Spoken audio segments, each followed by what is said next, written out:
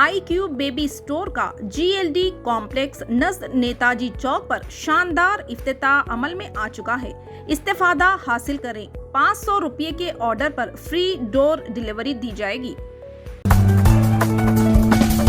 ఈ వార్తను సమర్పించిన వారు రాజధాని deluxe large new bus stand opposite housing board काली जंडला।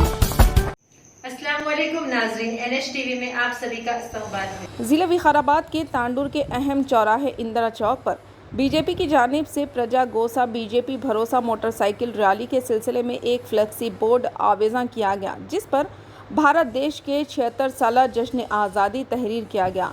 सारा मुल्क 75वें यौम आज़ादी मना रहा है तो बीजेपी 76 साल की मुबारकबाद पेश कर रही है।